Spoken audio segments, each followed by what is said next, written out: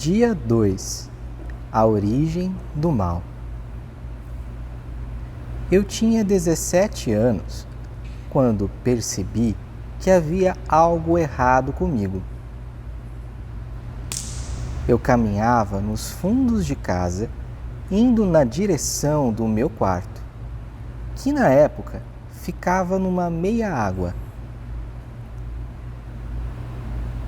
Quando o meu cachorro veio correndo, todo feliz, para me receber.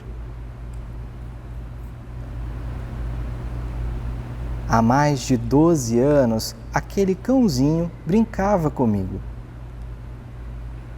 Mas naquele dia, quando ele subiu em mim, todo alegre, enquanto eu andava, dei um chute nele tão forte que ele foi atirado a 1 metro de distância, soltando um ganido de dor. Eu estava irado por alguma razão que não me lembro e descontei no pobre animal a minha raiva de maneira irracional. Ele já estava velho e saiu chorando, quieto, para a sua casinha. Foi depois que a raiva passou que percebi o que eu havia feito. Durante alguns dias, o meu cachorro me evitou, visivelmente com medo de outras agressões.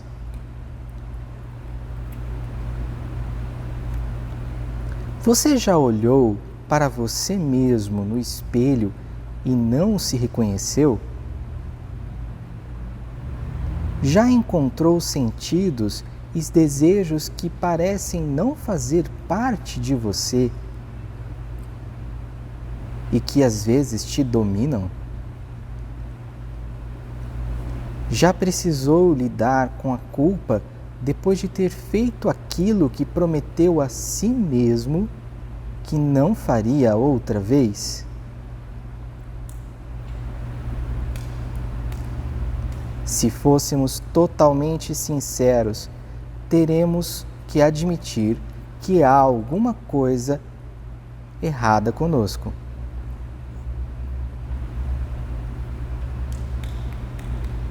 O apóstolo Paulo expressa bem esta verdade quando ele escreveu: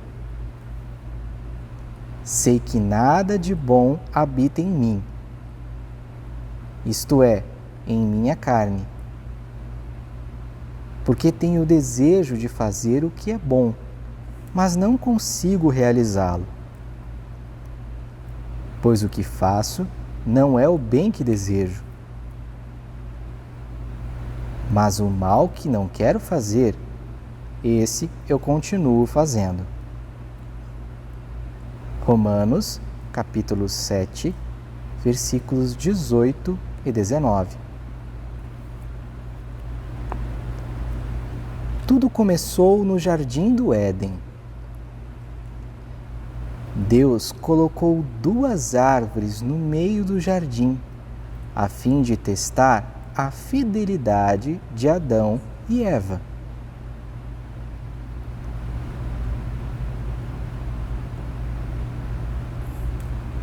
A ordem era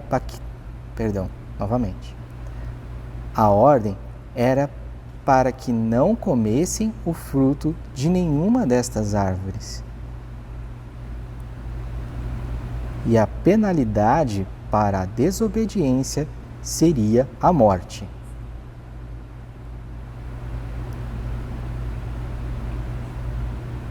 Obedecer representava submeter-se ao Pai. Desobedecer seria submeter-se à morte.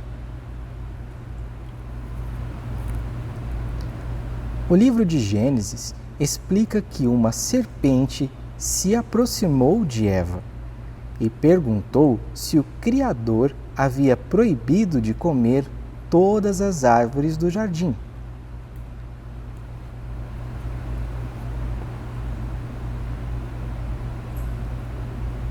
Eva prontamente explicou que De novo, desculpa. Eva prontamente explicou que podiam comer de todas e que a proibição era para apenas aquelas duas.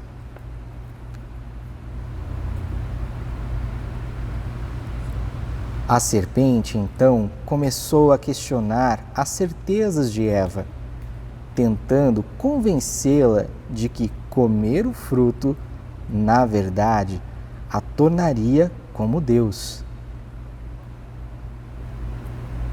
Uma mentira que mudou para sempre a vida de toda a humanidade.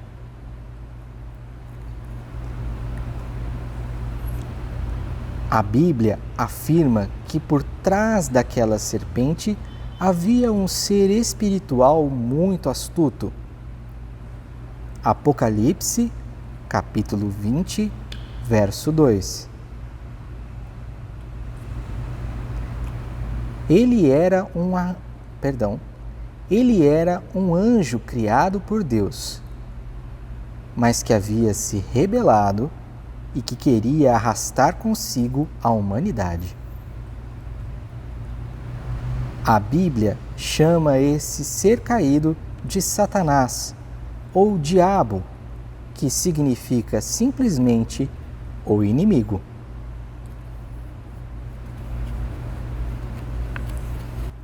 Eva não foi obrigada a comer do fruto,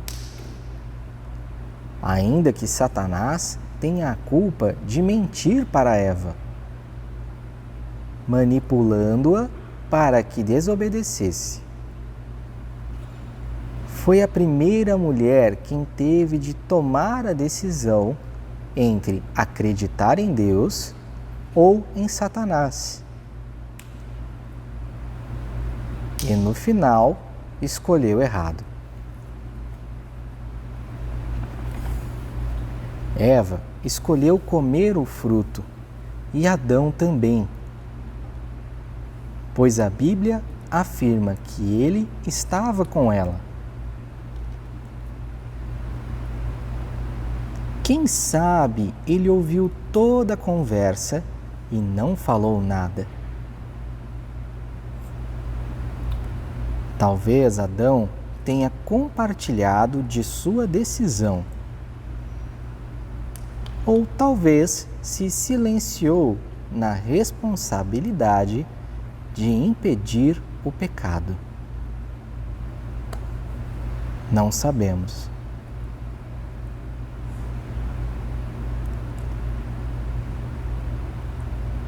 O que conhecemos, ao certo, é que a consequência da desobediência afetou os dois.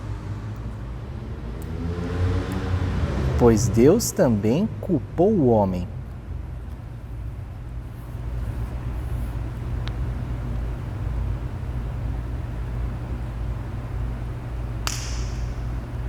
Pode parecer estranho pensar que o simples ato de comer uma fruta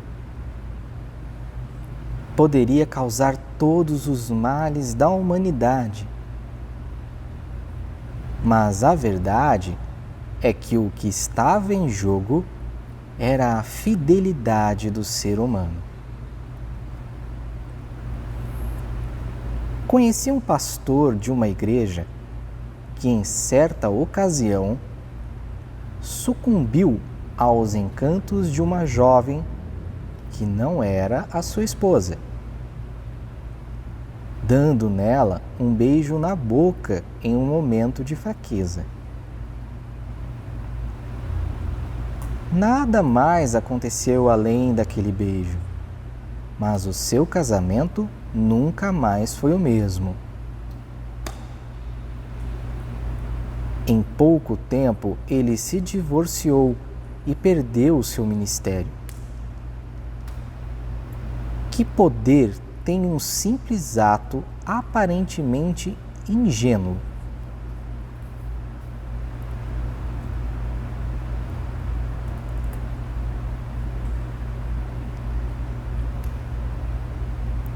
Quando adolescente, trabalhei numa eletrônica, fazendo manutenção de aparelhos. Um dos técnicos que trabalhava comigo, certo dia, decidiu roubar R$ 10 do nosso decidiu roubar R$ 10 do nosso patrão.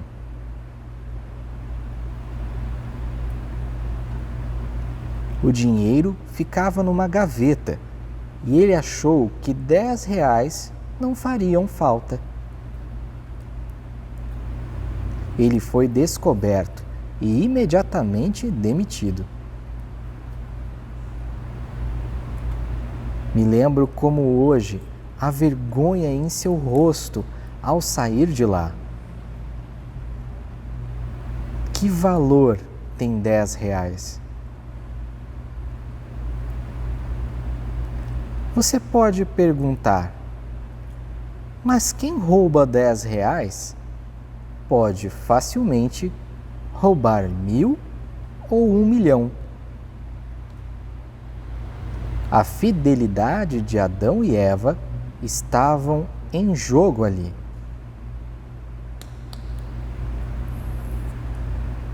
E eles falharam. E você já falhou?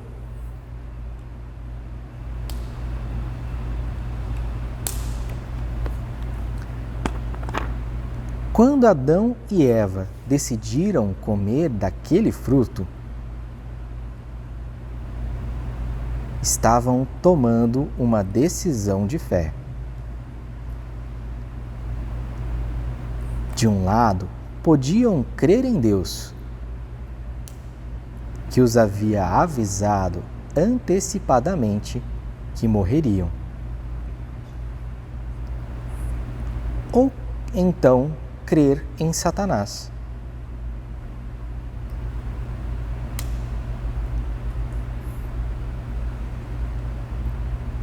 Com a decisão, o relacionamento com o Pai foi rompido. Desobedecer a Deus representava submeter-se a Satanás.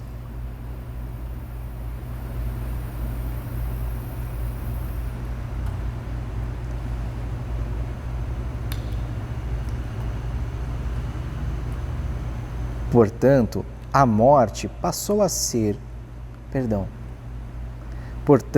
a morte passou a ter poder sobre os dois, bem como sobre todas as coisas que estavam debaixo do céu, bem como sobre todas as coisas que já estavam debaixo da autoridade humana.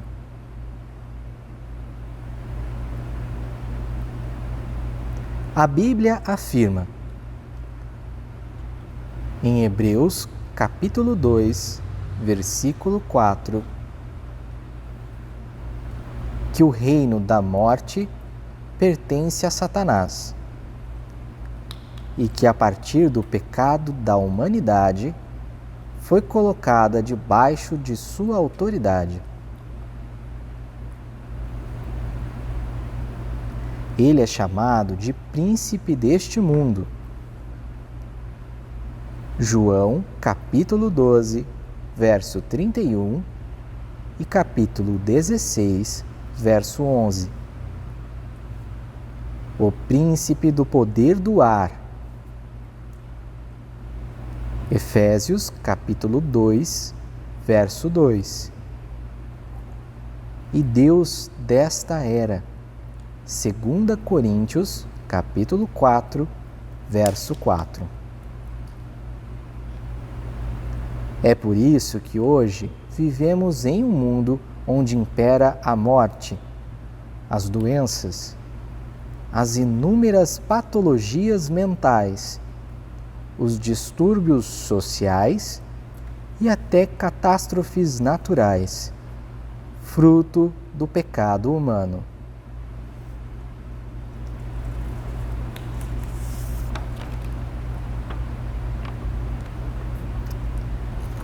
O apóstolo Paulo diz que a natureza foi submetida à futilidade, não pela sua própria escolha, mas por causa da vontade daquele que a sujeitou, e que ela, agora, geme com dores de parto. Romanos, capítulo 8, versos 20 e 22.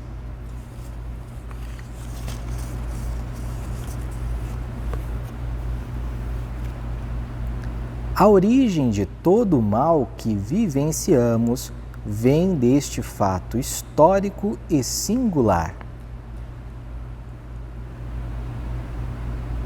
Mas também dos nossos próprios pecados pessoais que diariamente cometemos em servidão ao príncipe deste mundo.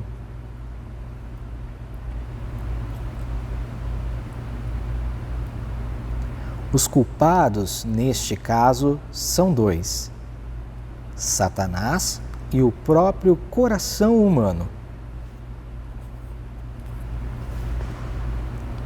É muito importante perceber que, mesmo que alguém sofra uma imensa pressão por parte do tentador, ela ainda é responsável por suas decisões. No final, quem diz sim ou não é você. Satanás tem culpa e precisamos lidar com ele, mas não podemos negligenciar nossa importante contribuição para o pecado e o mal em toda a terra.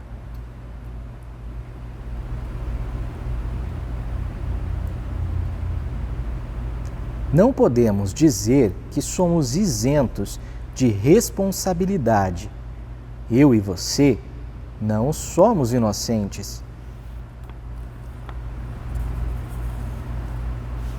Por isso, nossa jornada precisa começar nesta simples verdade de que somos culpados. Nosso pecado é a dívida que temos com Deus e também o elo que temos com Satanás. Ele é um vírus espiritual que nos infectou e foi transmitido a toda a humanidade. Você e bilhões de pessoas foram infectadas por este vírus há muito tempo.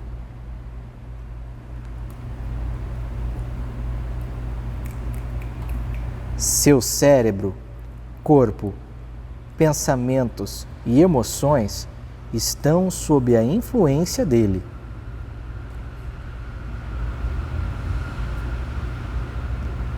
Ele te faz machucar as pessoas que deveria amar, falar o que não devia, fazer o que não pretendia.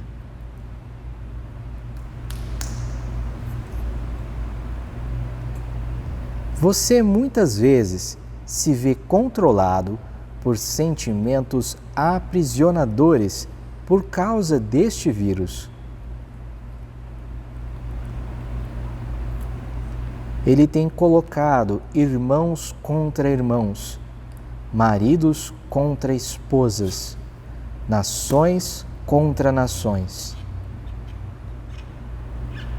Mas não se desespere, já há vacina para ele, embora muitos no mundo ainda desconheçam. A cura é crer de todo o coração em Jesus Cristo, o caminho da qual falamos antes e obedecê-lo com toda a sua alma. Crer em Jesus e colocar sua vida em suas mãos é o único remédio que pode te salvar do controle deste vírus. Nele, nossos pecados são inoculados e assim nos libertamos do seu poder. Jesus paga a nossa dívida, restaura o nosso relacionamento com o Pai, nos lava de toda vergonha e corta os laços que Satanás possui sobre nossas vidas. Mas se você não acreditar nesta cura, não se engane. É o vírus atrapalhando o seu raciocínio.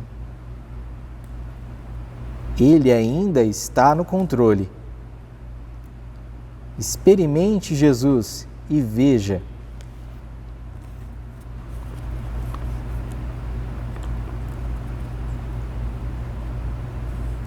Com o pecado, nós deixamos a casa do Pai.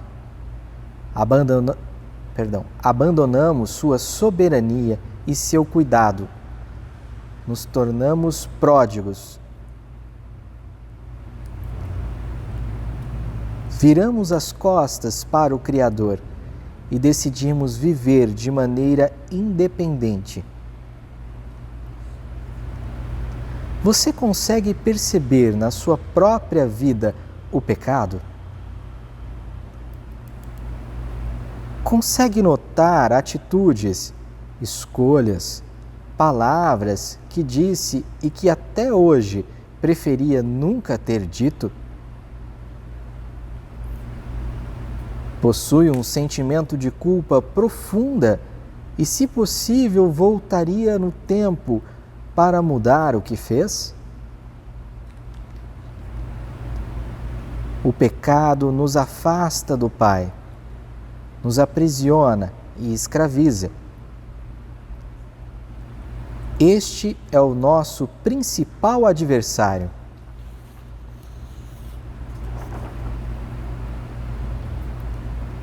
Para sermos verdadeiramente livres e voltarmos a ser filhos, precisamos resolver o problema do pecado. E isso ocorre quando cremos em Jesus e colocamos nossas vidas inteiramente em suas mãos. Você deseja fazer isso? Faça esta oração. Senhor Deus, eu confesso que sou pecador. Admito que tenho pecado e falhado em em obedecer sua vontade.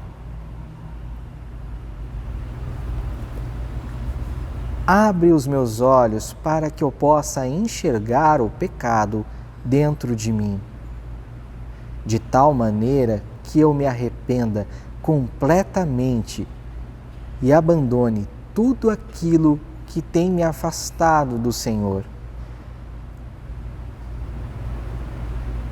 Eu creio em Jesus Cristo e confio em sua salvação. Peço que me perdoe de todo o pecado, me lave de todas as minhas vergonhas e restaure meu relacionamento com o Senhor. Eu hoje começo uma caminhada contigo. Obrigado, Jesus.